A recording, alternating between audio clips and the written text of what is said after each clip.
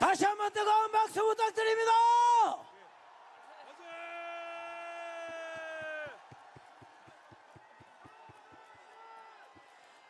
함성!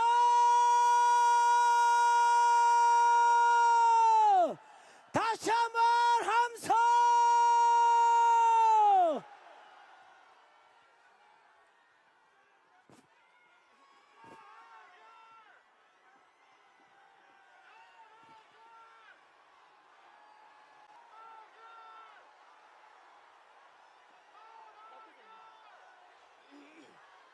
그래서 여러분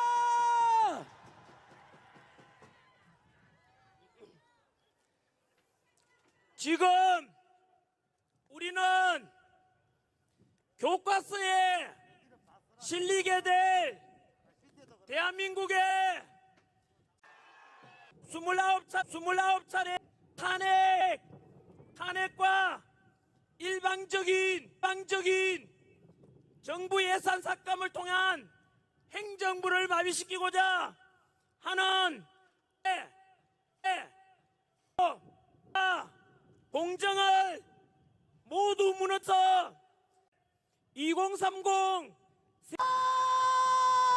명이라고 생각하니까 지지율이었던 우리 대통령의 지지율이 아까 말씀드린 대로 마의 벽 40%를 넘었고 지난주 50%를 넘었고 오늘이 지나면 대통령을 탄핵시킨다면 그것은 우리 대한민국 헌법에서 명시된 대한민국은 민주공화국이고 주권은 국민에게 있으며 모든 권력은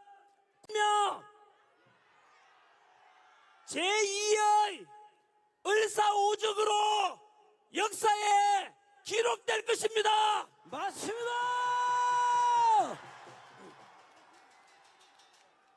대한민국 우리 기자분들께 부탁 하나 드리겠습니다. 알다시피 지금 대한민국의 언론에 대한 국민들의 신뢰도는 완전히 바닥에 떨어졌고 2030 세대들은 레거시 미디어를 아예 신뢰하지 않는 청년들도 많습니다. 이유가 무엇이겠습니까?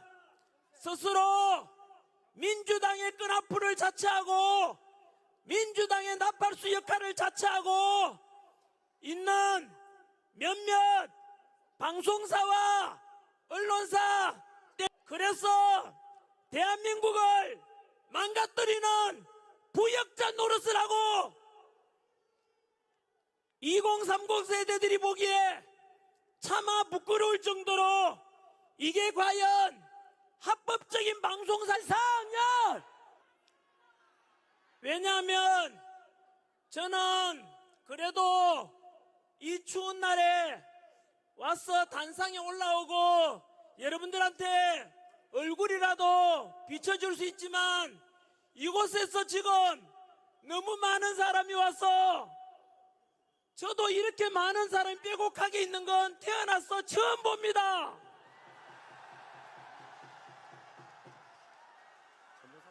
제가 이렇게 둘러보니까 너무 사람들이 빽빽이 이렇게 모여 있어가지고 얼굴도 제대로 안 보이는데 그럼에도 불구하고 2030 세대도 있고 그리고 4050, 6070까지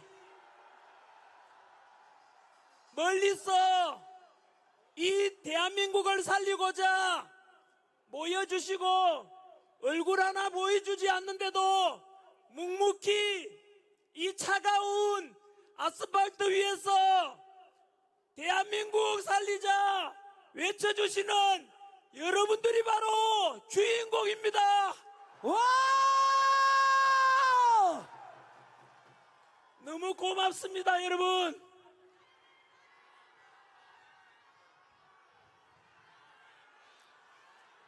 부처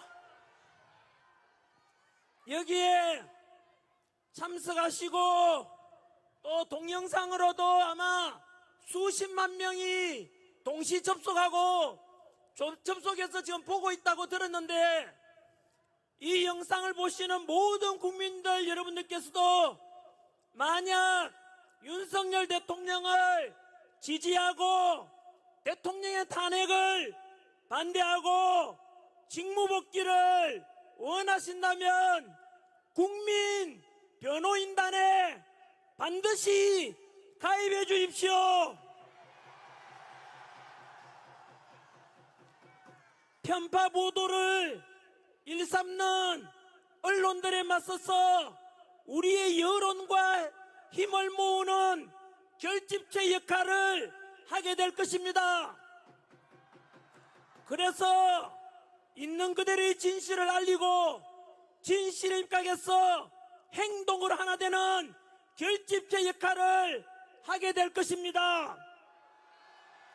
출범한 지 불과 며칠 지나지도 않았는데 오늘 아까 보니까 가입자가 10만 명을 넘었고, 와! 저 역시 가입했습니다. 여러분들께서도 가입하시겠습니까? 네! 국민 변호인단에 가입해서 우리가 하나 된 힘을 만들어 봅시다. 와! 그리고 최근 탄핵 찬성 집회보다 반대 집회 인원이 10배, 20배 더 많아지니까 일부 민주당 끈앞을 언론에서는 이러한 탄핵 반대를 분열시키고자 광화문파, 여의도파, 구치소파 이렇게 보도하던데, 광화문이든 여의도든 구치소든 대구든 광주든 부산이든 울산이든 세종이든 윤석열 대통령을 탄핵을 반대하고 자유민주주의를 회복시키고 대한민국을 살리고자 하는 애국심을 가진 우리 모두를 말하는 자들도 있던데, 여러분 사상 준비하는 호래의 자식과 뭐가 다르겠습니까? 맞습니다!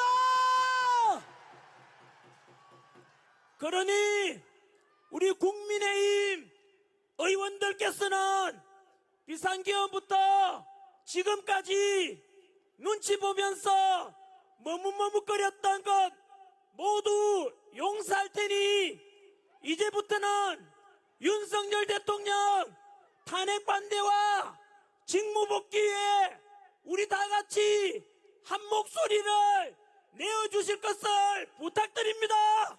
와!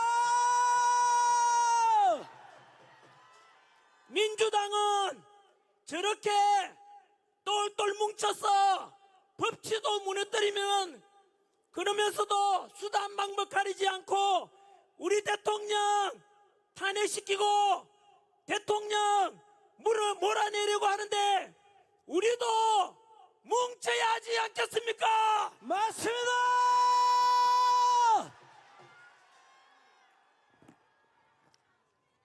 우리 동대구역에 모이신 모든 국민 여러분, 또 동영상으로 보고 계시는 모든 전국의 국민 여러분, 저는 정치인이 아닙니다.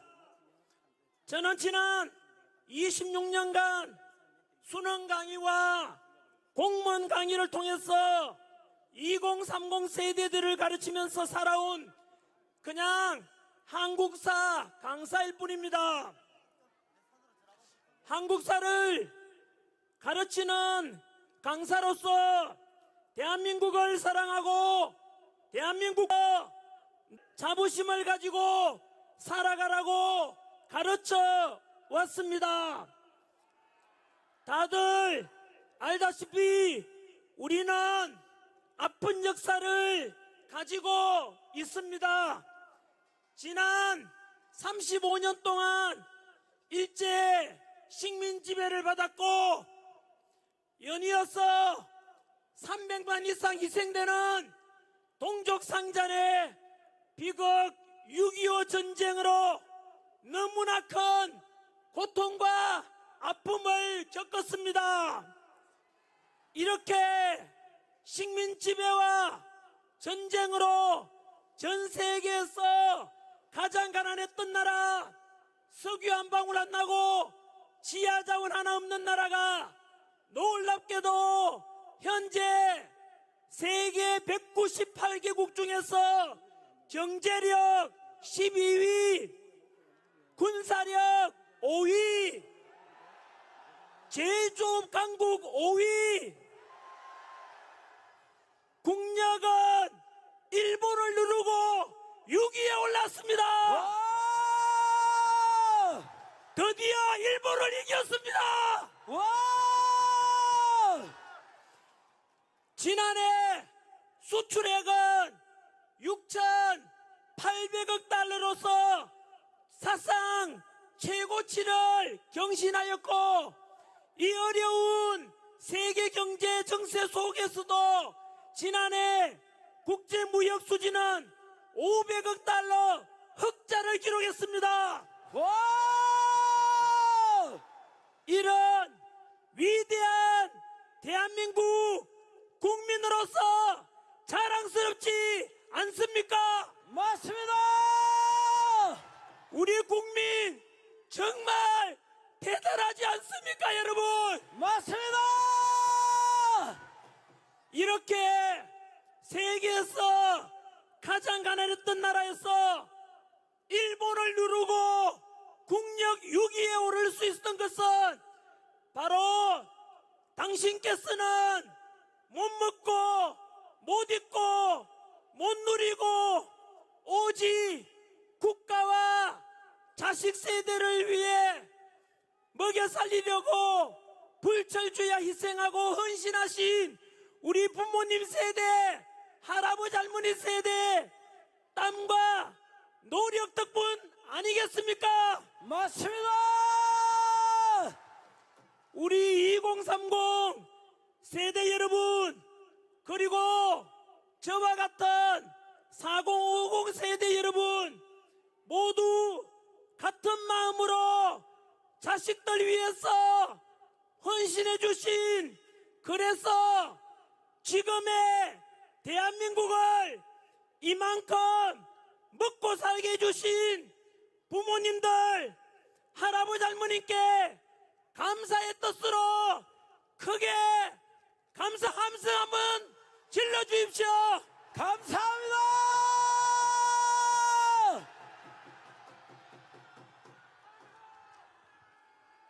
아버지 어머니 고맙습니다. 고맙습니다. 그리고 지금까지 태극기 들고 성조기 들고 오직 대한민국과 든든한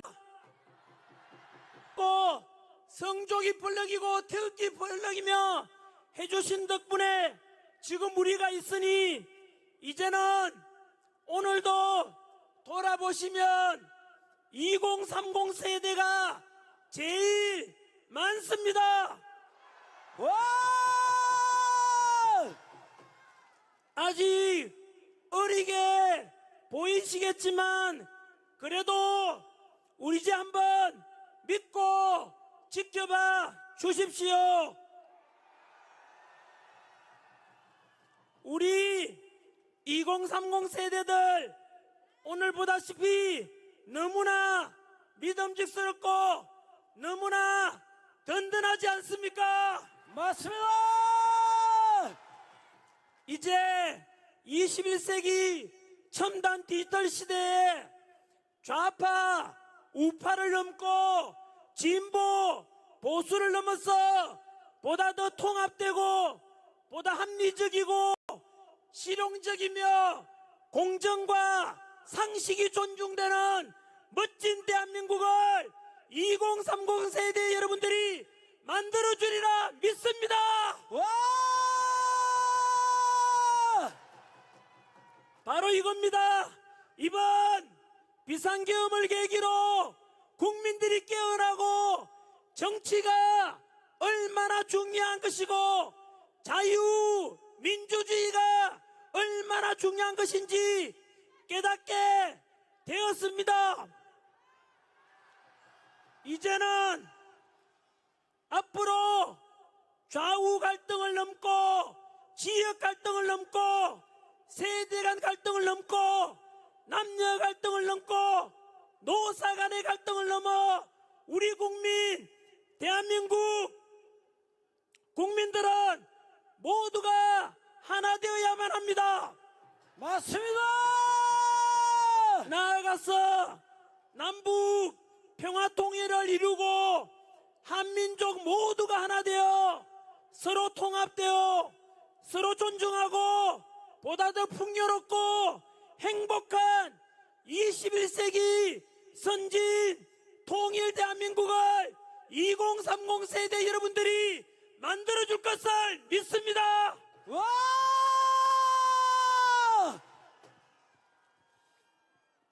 그리고 우리가 1945년 8.15 광복 이후 가장 가난했던 나라가 세계 국력 6위 선진 자유민주주의를 실현하기까지는 훌륭한 지도자와 동시에 독재에 맞서 민주화를 외친 민주화 운동의 열사분들의 희생 덕분이니 그런 분들께도 감사하는 마음을 가져야 할 것입니다.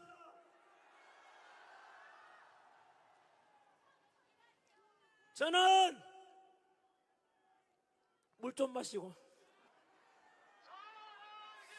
전환기는 외치지 마십시오. 저는 별로 이렇게 잘난 사람이 못 됩니다.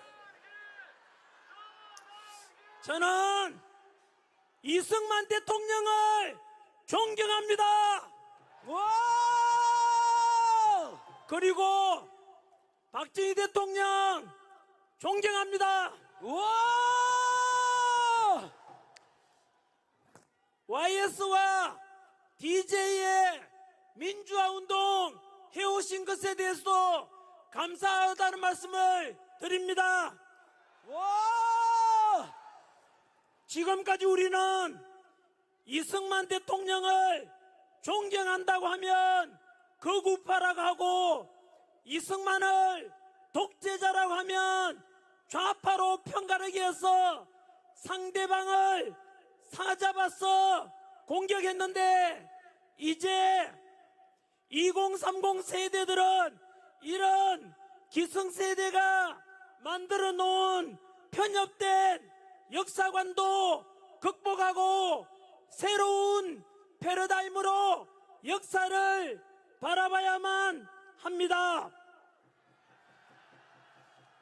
이승만 대통령은 독재와 3.15 부정선거 등의 과오도 있지만 광복과 6.25 전쟁의 그 혼란 속에서 농지개혁을 통해서 80%가 소작농이었는데 그들에게 땅을 나누어주고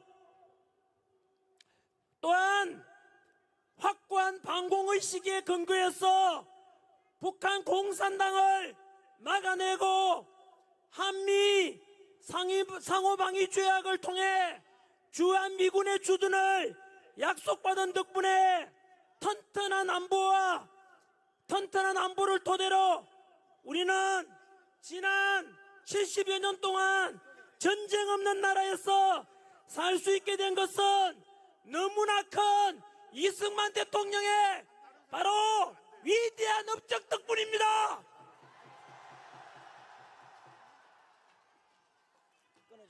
이렇게 역사는 시대 정신에 입각해서 공과 과를 균형 있게 볼 수 있는 안목이 필요한 것입니다. 박정희 대통령 역시 유신 독재의 과오도 있지만 경제 성장을 통해서 우리가 이만큼 먹고 살게 해주신 것은 최고의 박정희 대통령의 업적일 것입니다. 맞습니다. YS와 DJ 덕분에 영국이 200년 걸려서 이룬 민주화를 대한민국은 불과 40년 만에 민주화를 이루어서 전 세계에서 가장 성공한 민주주의 나라의 본보기가 되게 되어 있습니다. 또한 진보 세력의 지지를 받아서 당선되었지만 한미 FTA 체결 그리고 미국의 요청을 받고 이라크 자이툰 부대 파병을 통해서 확고한 한미동맹이 중요하다고 강조하셨던 바로 노무현 대통령의 바로 동서통합과 국민통합을 부르짖었던 그 노무현 정신도 본받을 점이 많습니다. 맞습니다. 사실 전한길도 노사모 출신입니다. 소탈했고 서민적이었던 노무현 대통령이 저 역시 가난한 농부의 아들로 태어나서 살아왔던 덕분인지 그런 인간적인 면이 참으로 좋았습니다. 그러나 문재인 정부 때 들어서서 문재인 정부의 많은 참모들 때문에 못난 참모들 때문에 그렇으리라 생각합니다만은 바로 문재인 정부 때 너무나 안타깝게도 갈라치기 하는 정책들을 보고 너무 실망했습니다. 그것은 노무현 대통령의 동서통합 정신과는 정면으로 위배되는 최악이었습니다. 뿐만 아니라 내로남불의 조국 사태와 같은 위선적인 진보 세력의 모습 속에서 이것은 너무나 진보 세력들이 해서는 안 될 짓이라고 저는 크게 실망하였습니다. 맞습니다. 조국이나 그에 따른 적어도 그런 나쁜 짓을 했으면 염치가 있다면 반성하는 모습을 보여야 되는데 그렇지 못한 모습을 보고 너무나 실망스러웠습니다.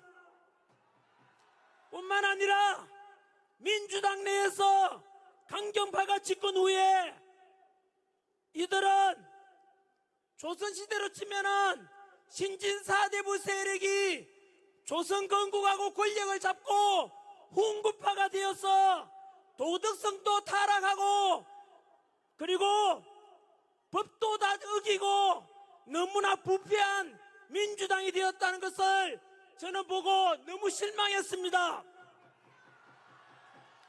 민주당 대표를 지낸 이낙연 전 총리가 이야기하기를 민주당 내에서 41%가 정과자고 민주화운동과 노동운동을 제외하고도 무려 16%가 범죄자라고 합니다.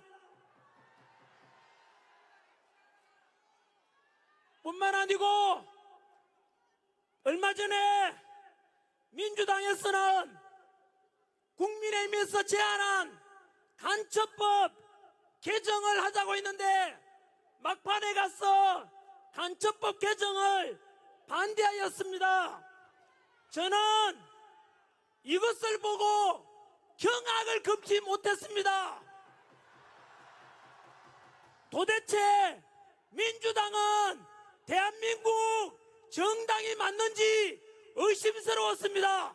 맞습니다. 간첩법 개정은 바로 지금까지는 우리의 적인 북한 공산당에만 적용되던 간첩죄를 확대해서 외국인들 쉽게 말하면 북한 이외에도 이적 행위를 하거나 또는 우리의 기술을 빼가거나 안보에 위협을 주는 그런 다른 나라들에 대해서도 간첩죄를 적용할 수 있다고 하자고 했는데 그것을 반대한 것입니다. 예를 들어서 몇 년 전에도 제가 유튜브 영상에서 엄청나게 제가 비판한 영상이 있습니다. 우리나라는 석유 한 방울 안 나고 지하자원 하나 없고 오직 기술력으로 첨단 반도체 디지털 기술력으로 대한민국이 지금 먹고 사는데 바로 삼성, 현대, LG, SK, 포스코, 롯데와 같은 이런 반도체 기술을 중국으로 빼돌리는 걸 보고 저는 그들이 바로 오늘날 바로 이완종 같은 내공도라고 반드시 간첩죄를 적용해야 된다고 주장했었습니다. 맞습니다. 그런데 지난해 어떤 중국 유학생이 미국 부산에 정박 중인 미국 항공모함 사진을 드론으로 찍다가 걸렸습니다. 그런데 그들에게도 당연히 간첩죄를 적용할 수 있어야 되는 거 아니겠습니까? 맞습니다. 국가 기밀을 빼내고 이런 놈들 전부 간첩죄를 적용해서 대한민국을 살려야 되지 않겠습니까? 맞습니다. 생각해 보십시오. 이런 우리의 군사 기밀을 빼돌리고 또 평택 비행장을 사진 찍어서 유출시키고자 하는 이런 놈들을 처벌하지 않는다면 과연 우리의 우방 미국이 우리를 어떻게 생각하겠습니까? 그래서 이렇게 되면은 한미동맹은 깨어지고 지나친 중국 친화적으로 가면 우리도 홍콩처럼 제2의 중국의 속국이 될 것을 우려하고 있습니다. 맞습니다.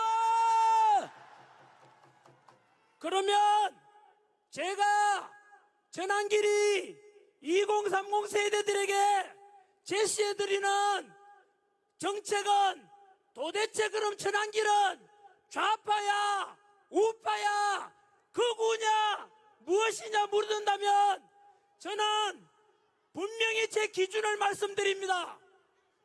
저는 국방은 철저하게 한미동맹을 근거로 해야 됩니다.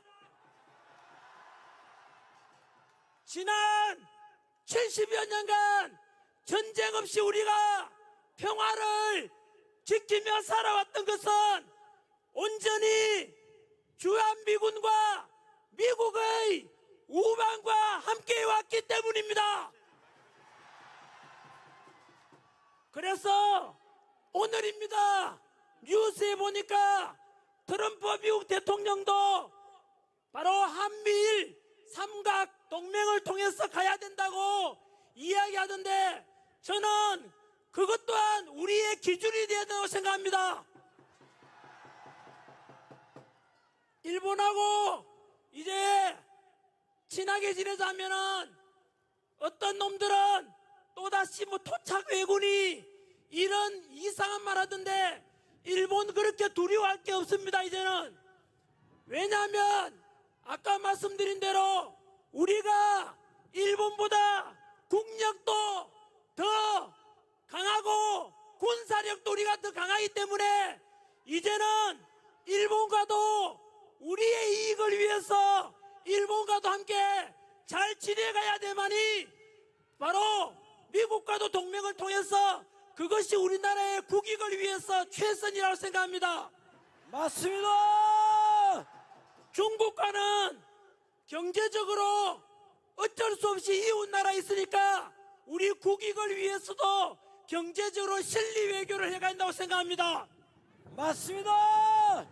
덧붙여서 제가 생각하는 대한민국은 정치적으로는 자유민주주의 정치체제를 저는 반드시 유지해야 되며 경제적으로는 사회주의, 공산주의가 아니라 무조건 돈 나눠주고 그게 아니고 자유시장경제체제로 가야만 합니다. 맞습니다. 사회적으로는 약자를 배려해야 되는 복지사회로 가야 되고 그리고 개인의 사상과 종교와 이런 자유함이 있는 대한민국 가정을 소중히 여기며 노동자와 사용자, 기업가와 근로자가 적대적이 아니라 상호 존중하고 서로 함께 협력하는 그런 대한민국이 되어야 한다고 생각합니다. 맞습니다. 두 번째, 최근 민주당은 비상계엄을 계기로 국가와 국민은 안중에도 없고 오직 이재명 대통령 만들기 위해서 법치주의도 깨버리고 공정과 상식, 절차적 정의를 모두 무너뜨려버리고 오직 꼼수와 몰상식 이런 식으로 29차례에 걸친 탄핵과 그리고 불법 공정위 공수처의 수사 서부지법에 더해서 헌법재판소 마흔적 밀어붙이기 등 망신주기 대통령 체포과정 이런 걸 볼 때 급기야 민주당 내에서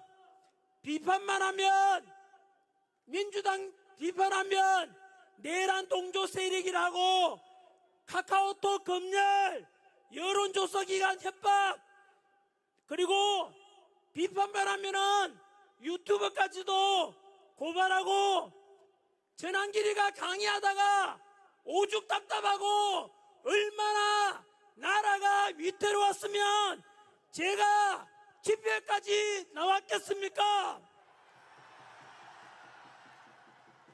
전환길이 선관위의 부정의혹과 그리고 부정선거에 대한 의혹 1200건이 넘는 비리 이런 것을 비판하니까 민주당이 전환길을 고발했습니다.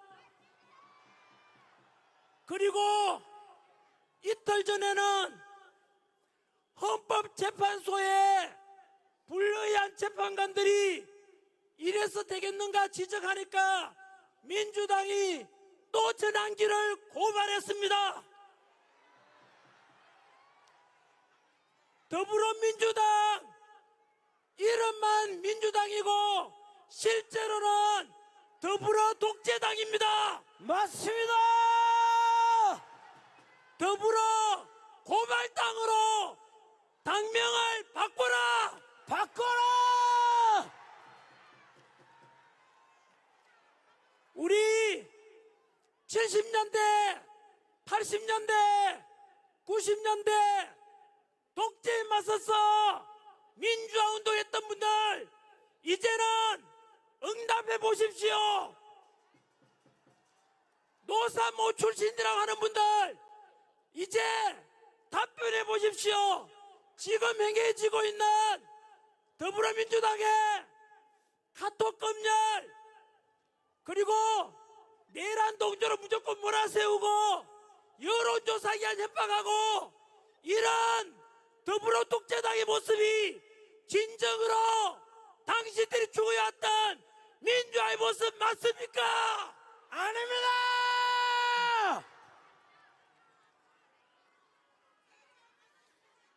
전환길은 지금이나 예나 언제나 고정되어 있는 국민 상식파라고 생각하고 살아왔습니다.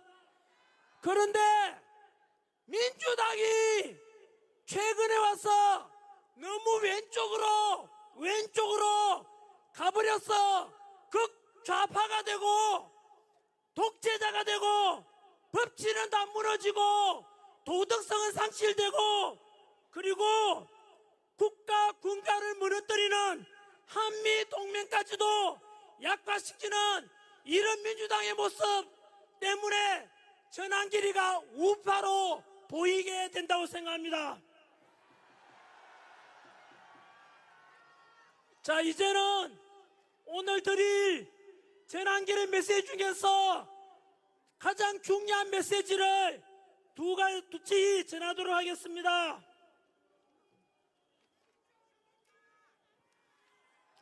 손이 고와서 잘 안 되니까 조금만 기다려 주십시오.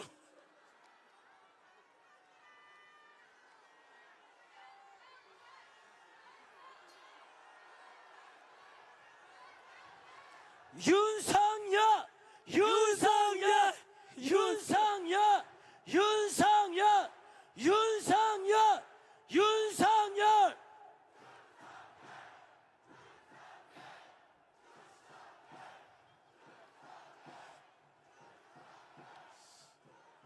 오늘 지금 옆에 앞뒤로 돌아보면 발 디딜 틈 없이 우리 동대구역 광장 그리고 옆에 도로까지 너무나 많은 애국 시민들이 모여서 대통령 지지율도 계속해서 올라가고 있지만 사실상 우리가 샴페인을 터뜨리기에는 이럽니다. 여전히 우리 대통령께서는 이 추운 날 바로 서울 구치소에 갇혀 계십니다. 맞습니다. 첫 번째, 야당에서는 비상계엄 직후부터 윤석열 대통령에 대해서 내란 수괴라고 하면서 언론을 동원하고 현수막 내걸고 선동하여 국회에서 탄핵을 시키고 현재 내란죄와 헌법재판소에서 탄핵 심리 중에 있습니다. 여기서 저는 국민 여러분들께 진실을 알려드리고자 그래서 올바로 평가하시길 소망합니다. 여러분, 윤석열 대통령이 비상계엄을 선포할 때는 저도 역시 반대했습니다. 비판했었습니다마는 그 뒤로 비상계엄의 전후 과정과 지금까지 드러난 실체를 알고 보니 비상계엄은 도저히 참다 못한 대통령께서 아시다시피 민주당의 29차례 탄핵과 그리고 일방적인 정부의 예산 삭감 짧게만 한번 말씀드리겠습니다마는 29분의 우리 현대사에서 우리 헌정사에서 볼 수 없는 그런 29분의 탄핵이라는 것은 행정부를 마비시키고자 하는 것입니다. 맞습니다. 여러분, 그 탄핵 소의 내용을 살펴보면 감사원장을 탄핵시켰습니다. 감사원장이 뭐하는 사람입니까? 부정을 감사하고 탄핵 조사하는데 감사원장을 탄핵시켰다는 것은 민주당이 부정의 정당이란 뜻입니다. 맞습니다. 그리고 중앙지검장과 검사를 탄핵시켰는데 검사가 여러분 범죄자 잡는 사람들 아닙니까? 그렇다면 검사를 탈핵시켰다는 것은 민주당이 범죄자당이란 뜻입니다. 맞습니다. 뿐만 아니고 아시다시피 일방적으로 정부의 예산 삭감 내용을 보면 경악을 금치 못하지 않습니까? 80억이 넘는 대통령 특활비를 빵원으로 만들었습니다. 또 범죄자 조사라는 검사 특활비 500억 원도 역시 빵원으로 만들었습니다. 맞습니다. 그 말은 검사들 범죄자 잡지 말라는 뜻입니다. 맞습니다. 그리고 30억 원에 넘는 경찰들의 치안 비용 특활비 역시 빵원으로 만들었습니다. 우리 여기서 우리 시민의 안전을 지켜주고 계시는 수많은 고마우신 경찰 여러분들, 여러분들의 치안, 마약 수사, 도둑놈 잡는데 그 비용을 민주당이 없애버렸습니다. 맞습니다. 과연 경찰은 이런 민주당을 어떻게 생각하십니까? 그뿐만 아닙니다. 제가 군부대 강연도 많이 가는데 가보면 초급 간부들 요즘 사기가 너무 많이 떨어졌습니다. 병장 월급 200만 원 올려주니까 당연히 평생 국가와 국민을 위해서 헌신하겠다는 그 직업 군인들 너무나 사기 떨어져 있는데 사기 좀 올려드리려고 처우 개선비를 100억 원 만들어 놨는데 그 예산도 삭감해버렸습니다. 맞습니다. 도대체 민주당은 검찰, 경찰, 우리 안보 지켜주는 군인들에게 과연 이 나라를 지키라는 뜻입니까? 망가뜨리려고 하는 것입니까? 망가뜨리는 것입니다. 이렇게 민주당이 해왔던 저질렀던 폐악질들을 대통령께서는 우리보다 먼저 알게 된 것입니다. 여러분 생각 한번 해보십시오. 대통령 특활비 80억 원을 빵원 만들어 놨다는 것은 행정부 그리고 대통령 하지 말라는 뜻 아닙니까? 맞습니다. 가정주부가 있는데 남편이 되어서 생활비 하나도 안 주면서 살림 살아라. 돈도 안 주는데 어떻게 살림 살 수 있나? 그러면 집 나가라. 이런 것과 똑같지 않겠습니까? 맞습니다. 이렇게 일방적인 예산 삭감은 행정부를 마비시키는 짓입니다. 그리고 29분의 탄핵이라는 것은 국가 시스템을 완전히 망가뜨리는 것입니다. 맞습니다. 그렇다면 진정으로 저는 윤석열 대통령이 내란이 아니라 행정부를 마비시키고 국가 시스템을 망가뜨려서 대한민국을 침몰시키려는 민주당이 바로 내란 세력입니다. 맞습니다.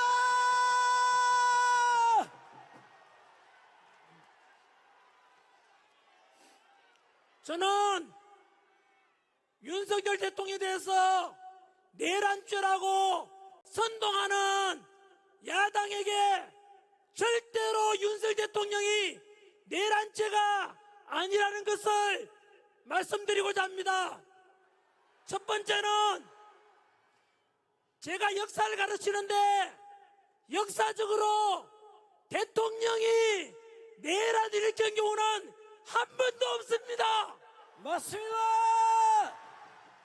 두 번째, 5.16 군사정변 때 동원된 군대가 3만 5천 명이었고, 서울의 봄 영화에 나오는 12.12 사태 때 신군부가 동원한 군대가 2만여 명이었습니다. 그런데 12.3 비상계엄 때 국회에 동원된 군대가 몇 명인지 아십니까? 기껏해서 280명이 국회로 들어갔습니다. 여러분, 생각 한번 해보십시오. 5.16 군사정변보다 12.12 사태 때보다 100분의 1밖에 안 되는 군사 280명으로서 국회를 장악한다는 게 말이 되겠습니까? 안 됩니다. 뿐만 아니라 실제로 여의도 국회의사당 가보면은 굉장히 넓습니다. 국회의원 숫자만 해도 300명이나 되는데 기껏 280명으로 국회를 장악하고 헌정을 중단시킨다는 게 말이 되지 않습니다. 맞습니다. 거기다가 국회를 점거하려고 하고 말 안 들으면 강압적으로 실탄도 지급돼야 될 건데 전혀 현장 투입된 군인들에게 실탄이 지급되지 않았습니다. 맞습니다. 뿐만 아니고 비상계엄을 선포한 뒤에 불과 2시간 만에 국회에서 비상계엄 해제를 의결했고, 그것을 받아들여서 헌법과 법률에 따라서 윤석열 대통령께서는 국무회의를 통해서 비상계엄을 6시간 만에 해제했던 것입니다. 그래서 여러분, 내란이라고 말하는데 그때 부상자, 사망자 한 명이라도 있습니까? 없습니다. 그러니까 이것이 무슨 내란입니까? 이것은 법 전문가이신 우리 윤석열 대통령께서 정확하게 법에 근거해서 대통령의 통치권, 고유한 통치권 행사에 연장선에서 선포한 것이기 때문에 합법이고 전혀 내란이 아닙니다. 맞습니다.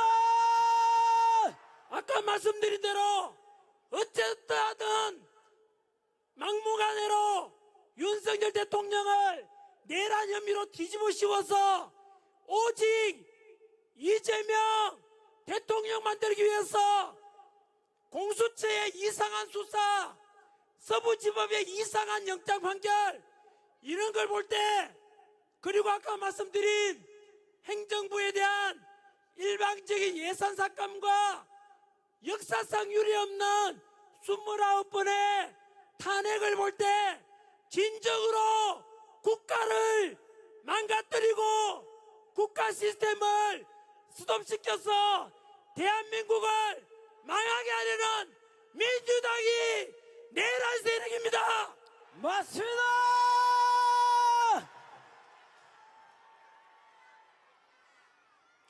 내란에 관련된 것, 다음으로 더 중요한 것 하나 말씀드리겠습니다. 지금은 헌법재판소의 시간입니다. 아시다시피 헌법재판소는 반드시 탄핵이 기각이 될 것입니다. 맞습니다. 국민의 지지율이, 대통령에 대한 지지율이 50%를 넘었고, 그리고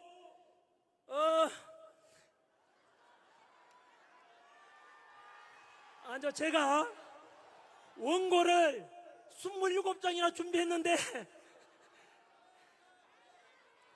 전환기를 외치지 말아 주십시오. 저는 여러분들의 그냥 머슴입니다, 머슴.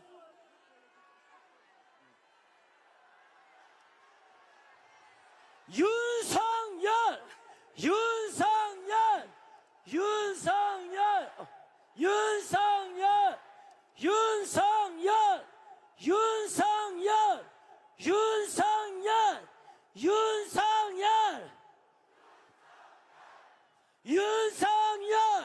윤석열, 윤석열, 윤석열, 윤석열. 여러분, 아까 말씀드린 대로 우리가 아직은 샴페인을 터뜨릴 수 없는 이유가 내란죄에 대한 말씀을 전 국민들에게 있는 그대로 누가 과연 내란을 조장하고 일으켰는지 한 번 더 말씀드린 것이고, 지금 더 중요한 것은 여전히 우리 대통령을 탄핵시키겠다고 하는 불의한 재판관들이 들어있는 헌법재판소에 대해서 실상을 여러분들께 알리고자 합니다. 헌법재판소 재판관들은, 헌법재판소는 제가 과거에 학생들한테 사회를 가르칠 때 헌법재판소는 너무나 높은 기관이다, 법에도 계급이 있는데 헌법, 법률, 명령, 조례, 규칙 중에서 제일 높은 것이 헌법인데, 그 헌법을 심판하고 위헌정당을 심판하고 권한쟁의를 심판하고 국민들의 헌법 소원을 심판하고 심지어 대통령까지도 탄핵 심판하는 곳이 헌법재판소다. 그래서 그 헌법재판소는 독립기관으로서 그 소속 헌법재판관들은 너무나 훌륭하고 너무나 공정하고 오직 헌법과 법률과 양심에 따라서 판결하고 심판할 것이라고 믿어왔고 그렇게 가르쳤는데 저는 속았습니다. 여러분, 모든 국민들이 헌법재판소에 대해서 속았습니다. 이럴 줄은 몰랐습니다. 헌법재판소에 소속된 불의한 헌법재판관들을 말씀드리겠습니다. 첫 번째, 불의한 재판관 문영배.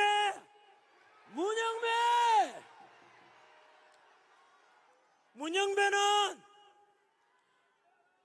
진보 좌파 단체인 우리법 연구회 소속인데 본인 스스로 얼마나 자랑스러웠는지 스스로 밝히기를, 나는 우리법 연구회 안에서도 가장 왼쪽에 있다.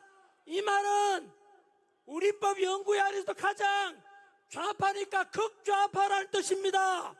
맞습니다. 그리고 본인의 페이스북 팔로우 하는데 그게 누구냐면 김어준, 이재명 이런 사람들과 팔로우하고 국민들이 알아버려서 문제 제기를 하니까 페이스북 계정 자체를 삭제해버렸습니다. 이것은 무엇을 가리키냐면 도둑질하다가 들킨 것이라고 보면 되는 것입니다. 맞습니다. 이런 것은 법적인 용어로 증거인멸입니다. 본인 스스로 떳떳하다면, 공정한 재판을 할 수 있다면 그것을 왜 삭제하겠습니까? 이미 문영배는 헌법재판관으로서 이미 신뢰를 상실했으니까 즉시 사퇴해야 되는 것입니다. 맞습니다. 두 번째, 불리한 재판관 이미선 자신의 여동생 이상희 변호사가 무엇을 하고 있는지 아십니까? 윤석열 대통령 퇴진 특별위원회 부위원장이 바로 자신의 친여동생입니다. 여러분, 자신의 친여동생은 윤석열 대통령 퇴진을 주장하는데 언니가 되어서 어떻게 대통령 탄핵 심판하는데 공정하다고 믿을 사람이 세상에 유치원생만 되어도 그것은 공정하지 못하다고 판단하지 않겠습니까? 맞습니다.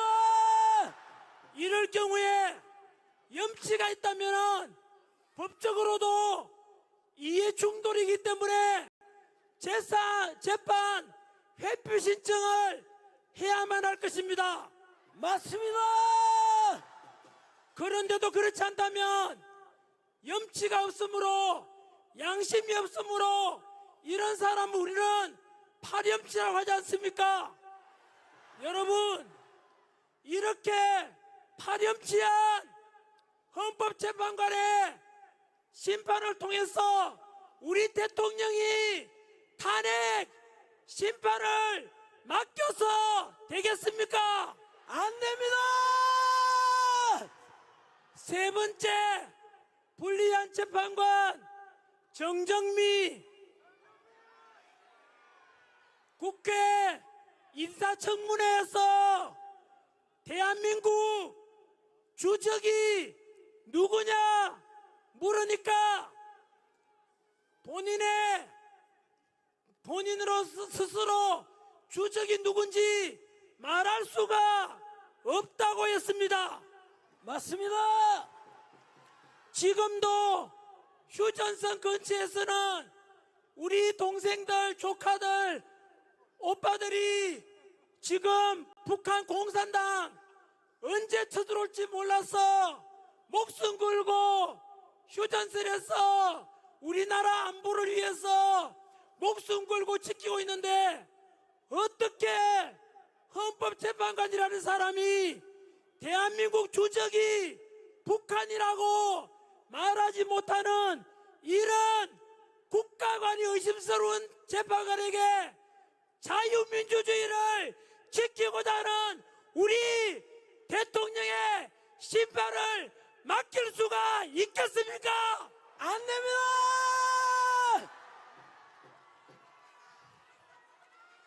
네 번째, 불리한 재판관 정계선 역시 문영배, 이미선과 더불어서 정계선도 우리법 연구회 소속입니다. 그런데 충격적인 것은 정계선의 남편 황필규 변호사는 윤석열 대통령 탄핵 시국을 선언한 장본인입니다.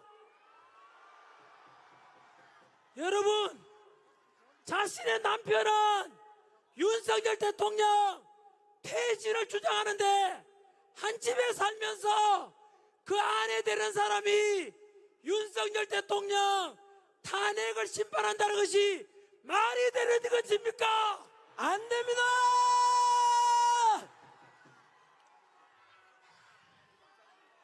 마지막 다섯 번째, 민주당에서 막무가내로 우리 최 대행께 무조건 임명하라고 협박하고 있는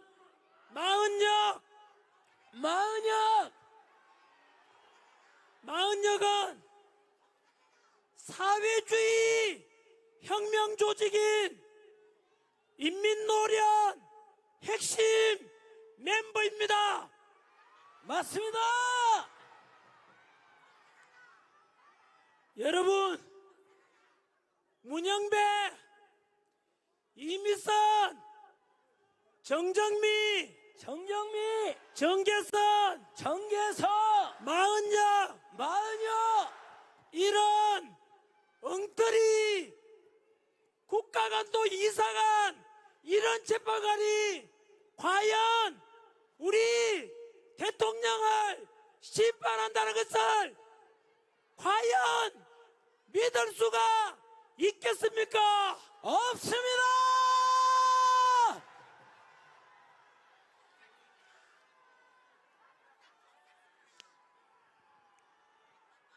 여러분, 헌법재판소에 대해서, 헌법재판관에 대해서 우리는 제대로 알고 있어야 되고, 이런 불리한 재판관 5명 반드시 기억하고 절대로 이들에 의해서 우리 대통령이 탄핵 심판될 수를 절대로 관망해서는 안 될 것입니다.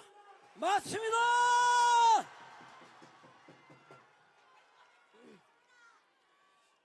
만약에 현재 우리 대통령 지지율이 50% 넘고 60%가 넘어가는데 만약에 이들이 탄핵 심판 인용한다면 아까 말씀드린 대로 대한민국 민주공화국의 주권을 가진 우리 국민의 요구를 거절하는 것은 이것은 민주주의를 정면으로 위배하는 역적이 될 것입니다. 맞습니다!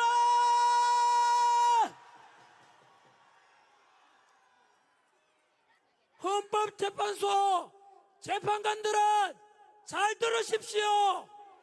여기 모인 국민들의 외침과 목소리를 들으십시오. 만약에 탄핵 심판 인용을 한다면 제2의 을사 오적이 될 것입니다. 맞습니다! 헌법재판소 위에 우리 국민이 있다는 것을 반드시 기억하라. 기억하라!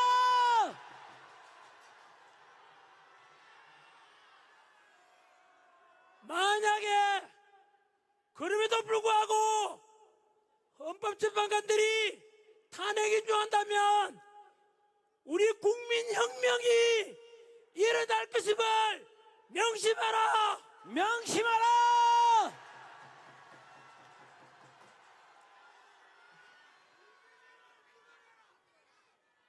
이제 마무리 짓겠습니다. 부탁을 3가지 드리겠습니다. 첫 번째는 오늘 제가 2030 세대분들께 부탁드리고 국민들께 함께 나아가자 하는 것은 갈등이 아니라 동서통합, 세대 간 통합, 노사 간 통합, 국민 화합으로 가자는 것입니다.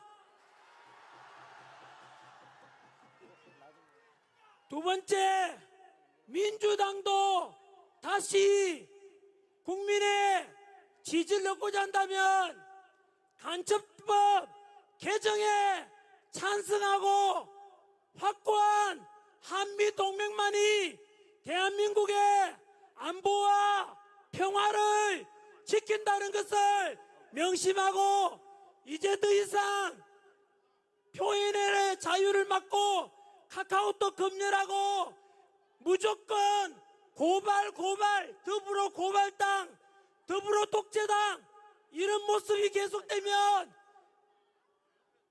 영원히 국민들로부터 버림받고 세상에서 사라지게 될 것이니 다시 민주당이 원래 가졌던 그나마 양심으로 있다면은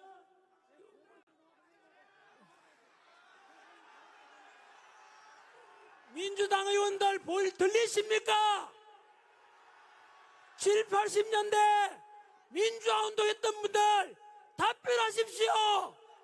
지금의 민주당은 민주라는 말을 듣고 독재와 그리고 부도덕과 오직 더불어 고발만이 남아 있습니다. 맞습니다. 세 번째 부탁드리고 싶은 것은 우리 가족들에게 부탁을 좀 드리고 싶습니다.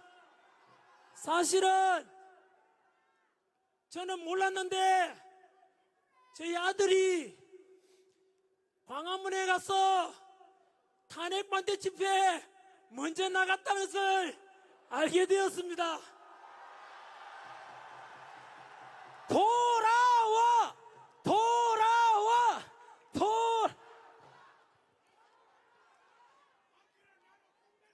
좀 미안했습니다. 그리고 저와 우리 아들과 딸과 저희 아내는 모두 한마음으로 윤석열 대통령 탄핵 반대 직무 복귀를 한 목소리로 내고 있습니다. 와!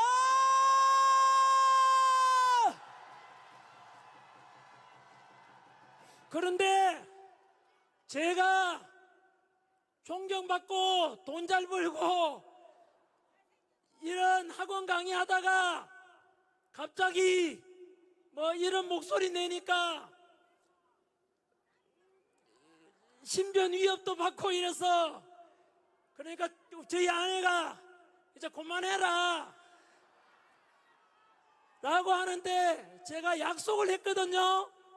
집회는 오늘 동대구, 다음 주에 광주, 그리고 대전, 마지막 3일절 날 서울 이렇게 가기로 했고 그거는 약속된 거니까 그까지 하고 그 다음 방송활동 가서 목소리 내는 것은 다음 주 수요일까지만 해라 라고 해서 진작에 약속을 했는데 사실 이 자리에 저희 아내와 아들과 딸이 와 있습니다. 와!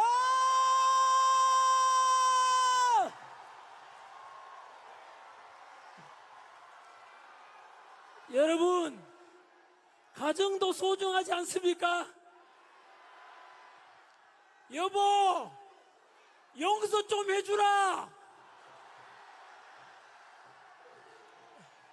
우리 윤석열 대통령 탄핵 기각시키고 직무 복귀해서 우리 대한민국을 살려내고 국가 시스템이 정상화될 때까지 와!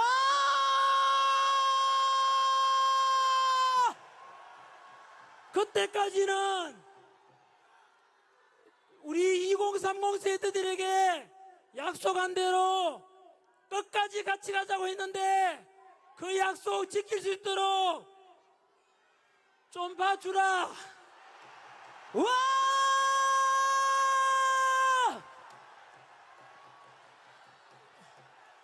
형수님!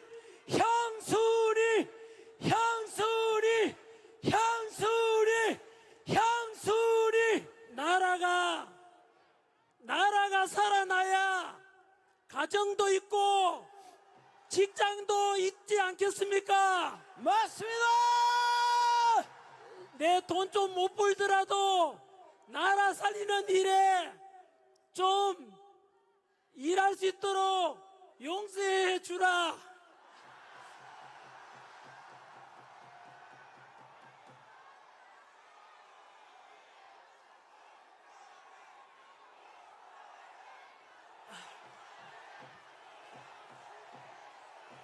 감사합니다. 여러분, 이번 주에 동대구 모임이고 다음 주는 광주입니다. 아마 이 자리는 지난주 부산에 계시다가 이 자리에 또 오신 분들도 계실 겁니다. 오늘 대구에 오신 분들, 우리 윤석열 대통령 복귀시키는 방법이 두 가지가 있습니다. 바로 헌법재판소 재판관들의 불의한 재판관들에게 지지 않고 우리가 이길 수 있도록 탄핵 기각시키는 것이 첫 번째 방법이고, 맞습니다. 두 번째는 오늘처럼 춥고 차가운 날씨에도 이렇게 많이 참석해서 직접 민주주의의 그 모습, 집회를 통해서, 시위를 통해서 우리 목소리를 내부해서 불의한 재판관들이 본인 스스로 이러다가 내가 진짜 을사오직이 되겠구나 각인시키는 방법이, 그 방법이 비결입니다. 맞습니다. 이렇게 한 목소리 내문해서 윤석열 대통령 지지율을 무조건 50% 넘었으니까 60%, 와! 70% 와! 올라가면 절대로 탄핵은 불가능합니다. 와!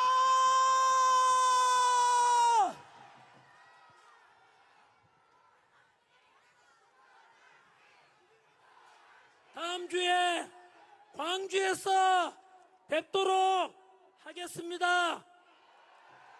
2030 세대 여러분, 플라톤이 말하기를 정치를 외면한 가장 큰 대가는 가장 저질스러운 인간들에게 지배당하는 것이다.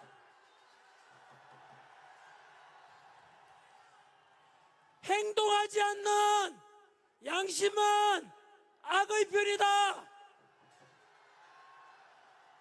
도산 한창원께서 말씀하시기를 청년이 죽으면 민족이 죽는다.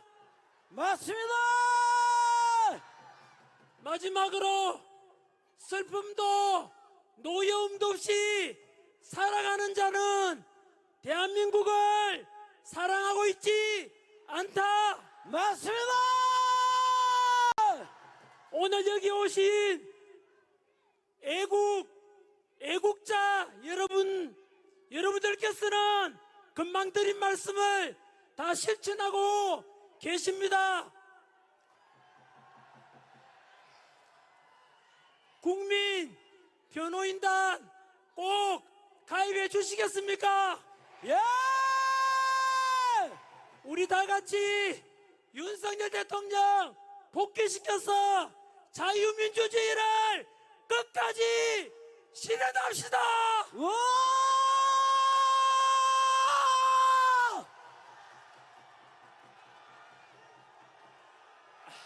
윤석열! 윤석열! 윤석열! 윤석열! 윤석열! 대통령! 윤석열! 대통령! 윤석열! 대통령! 윤석열! 대통령! 우리 뜨거운 마음으로 애국가 같이 제창하겠습니다.